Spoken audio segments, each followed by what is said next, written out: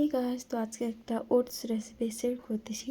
সেটা আমি ইউটিউব থেকে শিখছি। এখানে দিয়ে দিলাম আমি অল্প করে ঘি, আর ওর মধ্যে কিছু জিরে, তারপরে কাটানো পেঁয়াজ আর টমেটো, এগুলো একটু ফ্রাই করে নিব। ফ্রাই করা কিছুক্ষণ সময় পর আমি এখানে অল্প করে লবণ আর হলুদ দিয়ে দেবো কালারের জন্য।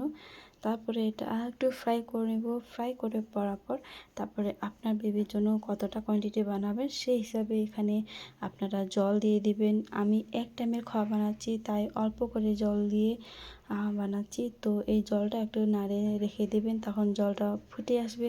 তারপরে এখানে ওটসগুলো দিয়ে দিবেন। ওটসগুলো একটু নাড়ে গ্যাসের যে ফ্লেমটা রয়েছে সেটা একটু মিডিয়ামে রেখে দেবেন। তারপরে কিছুক্ষণ সময় পর এটা এরকমই রান্না করতে থাকবেন। তারপর যখন এটা হয়ে যাবে তো এই ফর্মে চলে আসবে। আর আমার বেবি এই খাওয়াটা খুব পছন্দ করে। আগে তো প্লেন করে বানিয়ে দিতাম, তখনও খেতো। আর এখন আমি একটু স্পাইসি মশলাদার বানিয়ে দিই, তখনও আরও ভালোভাবে খায়। তো এই যে আমার বেবি খাওয়া রেডি হয়ে গেছে, এখন আমার বেবিকে খাওয়ার জন্য দিয়ে দেব। আর এই খাওয়াটা আমি আমার বেবিকে সকাল টাইমে দিয়েছি। তো গাইস, এখন আমি আমার বেবিকে খাওয়াচ্ছি। আর আমার বেবিকে মা কোলে নিয়ে রাখছে, যেহেতু এখন এত দুষ্ট হয়েছে কি বলবো গাইস। সো আপনাদের সঙ্গে দেখা হবে নেক্সট ব্লগে। Thank you for watching, subscribe to my channel.